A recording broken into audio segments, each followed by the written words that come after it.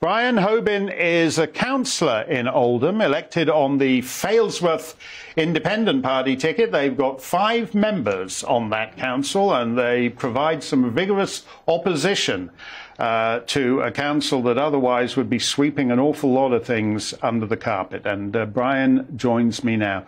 Brian, just tell us a bit about Sophie, who is the 12-year-old girl who was led away by those guys from the police station in Oldham, and she was actually present at the meeting the other night with you, the council meeting. She has. She's been present at both the meetings recently.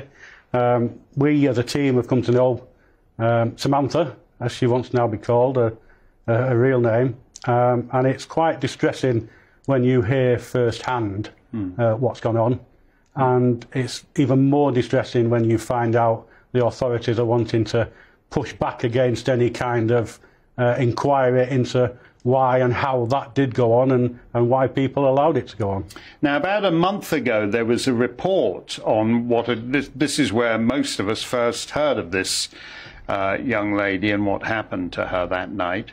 But she wasn't actually supposed to be interviewed by the guys doing the inquiry, and there seems to be a question as to whether or not it was the council or the social workers who decided, for reasons of their own, that she shouldn't be made available to them. And this is one of the reasons that we are pushing for a full public inquiry, to find out the answers to the review itself. The review threw up lots of unanswered questions that remain now, and we feel that only a full inquiry will find them answers. Because, as you say, it seems to have been led by the council, fed into by the council, and with all respect to Newsom and Ridgway that did the review, they may have done a very good job, but on the very narrow constraints that they had, without being able to look further, how can we trust the review? Especially when 11 victims were put forward for the council for the review to look into.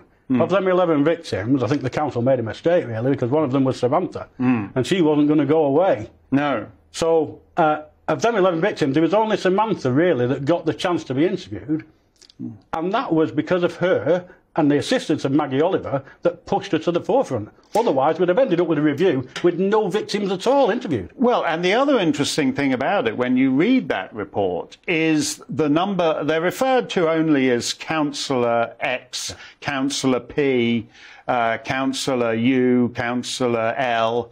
But there's actually quite an interesting number of councillors who are the subject whose behaviour and whose proclivities are the subject of this report. So the council itself is hopelessly conflicted in a way, because they're protecting friends and colleagues and all kinds of other people. Which is all the more reason to open it up. How can we ever move forward without digging deep and ridding the council of this cancer that sits there? We don't know how deep it sits until we have a full public inquiry, and we don't know how high it goes, because we've got MPs that served within the local council, sitting MPs now. So how high does it go? We've got whistleblowers that are willing to come forward, but they don't know who to come forward to, because who can they trust?